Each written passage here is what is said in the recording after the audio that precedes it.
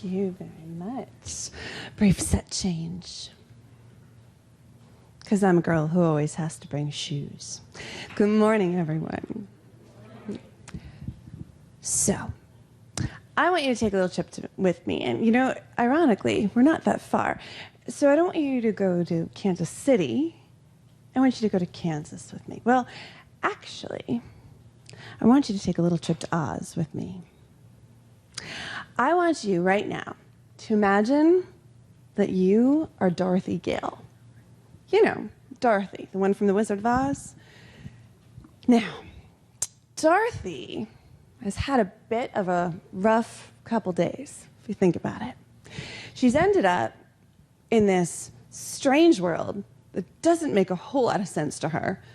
Everybody's looking at her, not quite sure if she's good, bad, or just weird. And from the very beginning, she was given this, without request, mind you, treasure, or so they said. This very powerful thing that she could not get off of her body. And what were they? The red shoes, right? Okay, so now Dorothy has gone on this long, long journey. She's gone on a long Technicolor trip. She's gone with strangers. She's gone and made this incredibly long, arduous, sometimes scary and at least exhausting trip in what really couldn't have felt much like a gift. I mean, let's think about it.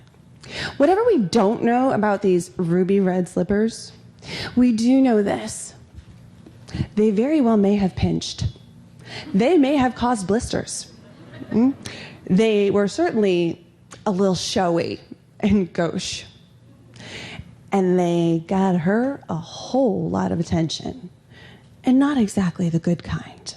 We're talking flying monkeys, a big old bully. And the declaration that she had to go a really long way to find someone who might help her find her way home. So she does it, right? Long, Technicolor, clear journey. And what happens? She's on that journey, and at the end of it, after all those days in heels on bricks, she gets there, and it turns out there's nobody coming to save her. There's nobody there behind the magic curtain. There's nobody who's coming to fix it all or make it all better. There's no one coming to take her home. Now, do you remember what happens next? She's told by Glinda, the good witch, "Oh, but honey, the power was with you all along. You've had the power the whole time." That's quite the kicker, isn't it? If I were Dorothy, I could see how somebody might be a little ticked. But, you know, the truth is in life, we would all like to avoid hurt. We'd all like to avoid blisters and discomfort and bullies and freaky flying monkeys, if at all possible. But when we do that, we miss out. We miss out on the story. If she had known from the very beginning that all the magic and all the power to get her home was with her the whole time, there would be no journey. There would be no story. There would be no opportunities to fall flat on her face and fall asleep in the poppies and get distracted and make friends and have adventures and learn what it was that she could do. You see, she never realized that her most uncomfortable, gauche, gaudy, and obviously a little bit different and possibly even weird accessory was, in fact, the treasure, was, in fact, the key to get home. She just mistook it, like so very many of us do, for shameful flaws, for something that brought her nothing but heartache. For those of us on the spectrum, well, we all of us here, we want to feel that right now, at this moment, we are good enough, we are worthy of love, that we don't have to change a thing before we're worthwhile, before we can find our way home. And home isn't Kansas. Home isn't Oz. Home is here. Home is safety. Home is confidence. But in a world where we're all told, just be yourself, the reality is, it's just be yourself, only not quite like that.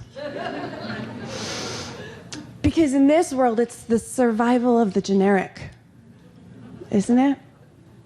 And so many of us feel that there's nothing we can ever do, nothing we can ever do to blend in while wearing something so very obvious. We try awfully hard. We try to blend in. We may try to get rid of those shoes. But in the end, no, we can't. The reality is that no one is coming to save us either. No one's coming to fix things for us either, because we don't need to be fixed. And we don't need to be saved. We were not born winners. We were not born losers. We were born choosers.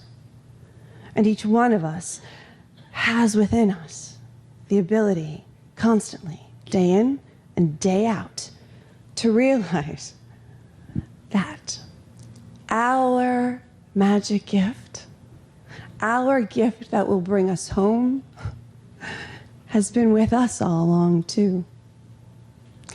Our special something that will bring us home to the authentic selves that we are, to that place where vulnerability brings connectedness and overcomes shame and overcomes fear and discomfort and blisters and flying monkeys.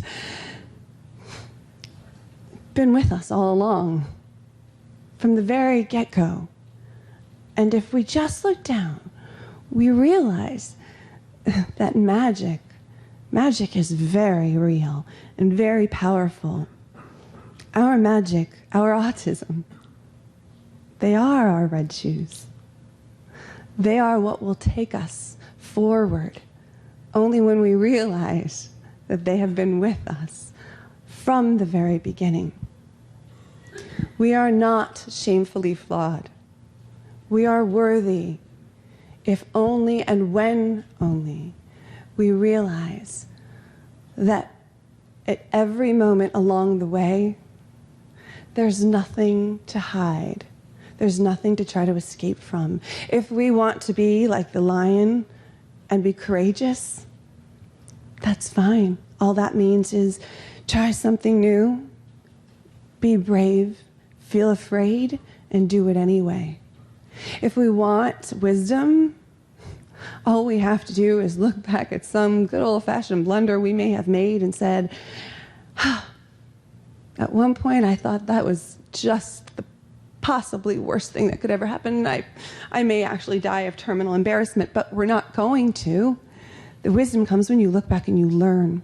And then, if we want love, we don't have to look to anywhere else.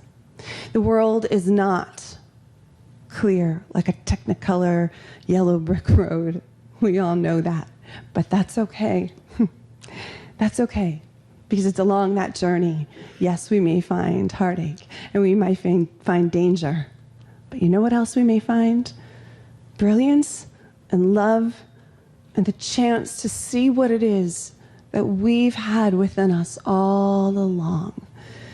And that is an immeasurable treasure. And so my lesson from autism, it's not how to be autistic. It's how to be human.